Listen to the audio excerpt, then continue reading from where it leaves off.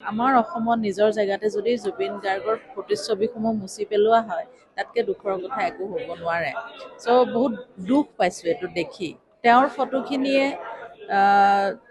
এনেকুৱা ধৰণৰ কিবা অসুবিধা কৰিছে বুলি মই নাভাবোঁ।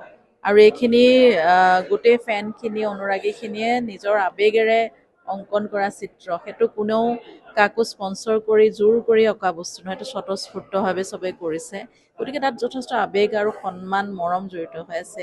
এই কথাখিনি যাতে যত্ন লয় প্ৰশাসনে। প্ৰথম কথা, জুবিন গাৰ্গ হৈছে জাতিৰ গৌৰৱ আৰু মই আমাৰ অসমীয়া মানুহৰ আৱেগ মানে মই কি ক'ম, এইটো এটা নতুন আৱেগ অসমীয়া মানুহৰ, যোনটো মানে আমি কোনো ধৰণে মেজাৰ কৰিব নোৱাৰোঁ, আমি মূল্যায়ন কৰিব নোৱাৰোঁ।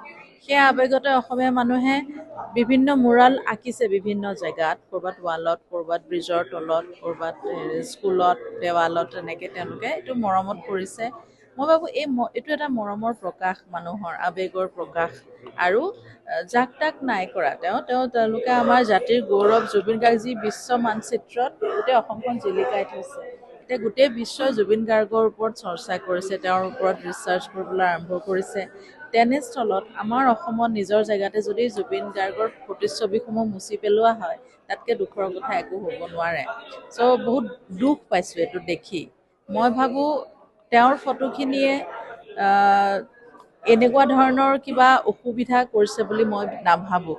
আৰু এইখিনি গোটেই ফেনখিনি অনুৰাগীখিনিয়ে নিজৰ আৱেগেৰে অংকন কৰা চিত্ৰ, সেইটো কোনেও কাকো স্পন্সৰ কৰি জোৰ কৰি অঁকা বস্তু নহয়, এইটো স্বতঃস্ফূৰ্তভাৱে চবেই কৰিছে। গতিকে তাত যথেষ্ট আৱেগ আৰু সন্মান মৰম জড়িত হৈ আছে।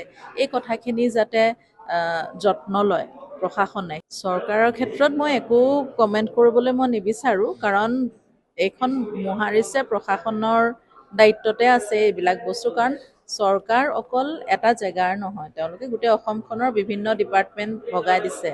গতিকে চৰকাৰৰ ওপৰত মই একো কমেণ্ট কৰিবলৈ নাযাওঁ। আমি চৰকাৰৰ পৰা যথেষ্ট সহায় সন্মতি পাইছোঁ, সেইটো কাৰণে আমাৰ কেছটো বহুত সুন্দৰভাৱে আমাৰ আগবাঢ়িছে। গতিকে তাত মই একো ক'বলৈ নাযাওঁ। কিন্তু মই প্ৰশাসনলৈ এটা অনুৰোধ, যাতে এনেকুৱা ধৰণৰ মুৰালবিলাক ৰাখক তেওঁলোকে, কাৰণ তাত এইটো এটা স্বতঃস্ফূৰ্ত এইটো এটা অনুভৱৰ প্ৰকাশ মানুহৰ, যোনখিনিয়ে আচলতে বাহিৰৰ মানুহে দেখিলে ভালহে পাব।